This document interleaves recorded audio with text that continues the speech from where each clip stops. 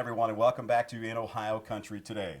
We're in the kitchen with Heather Hetttrick from the Ohio Pork Producers Council. Heather, how are you doing this evening? Great. Glad to be with you on this new segment on your show. Pretty excited about it, yeah. Yeah, we're going to be featuring quick, easy, and delicious pork recipes, so you're not going to want to miss a segment. Well, we appreciate the Ohio Pork Producers for helping us out with this segment, and we appreciate you being a part of this. Today, what are we making? Pork paninis. You know, Dan, don't you get sick of having pizza and tacos and spaghetti all the time? All the time. It's like you have your regular routine. Well, I have a recipe here that's quick, easy, delicious, and soon to become a regular in your house, just like it did mine. They're grilled pork paninis, and as you'll see, it'll just take a few minutes. Rachel Ray don't have nothing on me. We can get these done in just a few minutes. We're going to start out with some pork chop. These are thin cut pork chops. In fact, when you go to the store, you just want to look.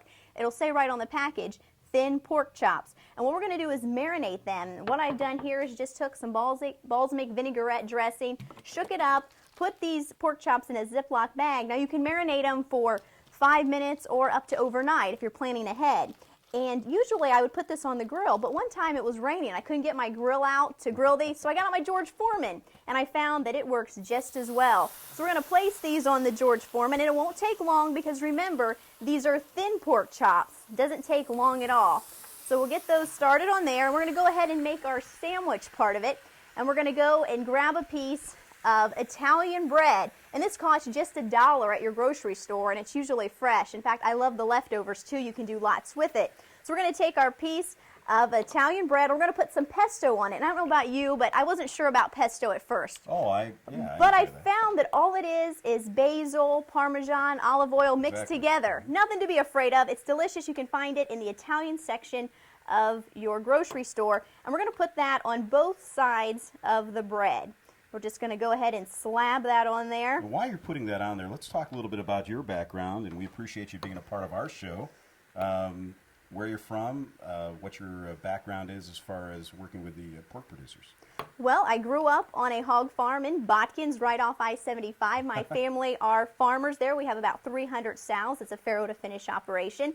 And I'm with royalty. I forgot to say that. Yes, my career with pork started when I was a 1999 Ohio Pork Industry Queen. I then became an intern at the Pork Producers and then became the director of marketing there up until about a year ago. So I have a vast knowledge of pork and not only love to produce it, but also love to cook it. We always had an abundance of it at my house. So what we'll do is we'll go ahead and put a piece of provolone cheese on there. We'll just put it on one side. We'll go ahead and flip these because as you can see, they're already getting done. It only takes a few minutes. These George Foreman's are great. And that's the wonderful thing about pork. I mean, one of the things that they're doing right now is they have a new catchphrase that... don't be blah. Don't be blah. Because we don't want people to be blah. So many times we're just having our regular old tacos and spaghetti and pizza. Don't be blah. There's easy things that you can prepare with pork that your family, that your family will love. It's good for you, and it can be very quick and easy, and you can have fun dishes like this that your family will just love and be begging you for more. Well, while you're preparing this second piece of bread here, let's talk a little bit about pork in Ohio as far as the industry is concerned. You have a couple of quick facts for us. Yeah, the pork industry in Ohio actually ranks 9th in the nation. So we are an important state when it comes to pork production. And over on the western side of the state is where most of the pork is raised. Up in northwest Ohio is where the majority of where you'll find hog farms here in Ohio. It's important. We often don't think, we just think about pork production, but we don't think about the retailers, the veterinarians, the supplies, the grocery stores. That all plays in a part of it. And the pork is very important to Ohio's industry because remember, agriculture is Ohio's #1 industry. No doubt. Well, we got these done, so what we'll go ahead and do is just place these on there. And remember, you need 1 pork chop per sandwich. So no matter whether you're fixing one of these or for an army of 10, you can easily do that. And all we're going to do now is take a little olive oil and brush it over on either side. This will make it nice and toasty. Put a little on each side there. It's so easy. Anybody can make these sandwiches, and they can be done in seconds. We're going to go now and put them on the skillet and put them on there for just a few minutes on each side, and then we'll have a nice, hot, delicious sandwich in just a matter of minutes. Let's take a look.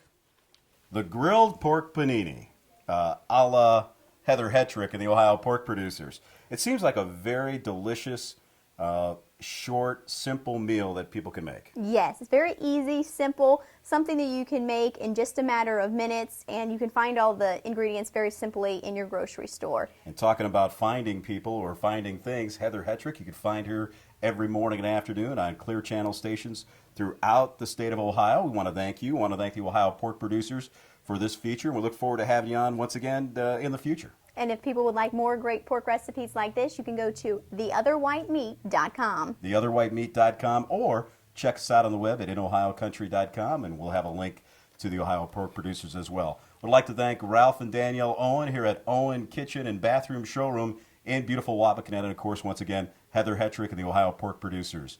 We'll be back with more in Ohio Country today. Let's dig in.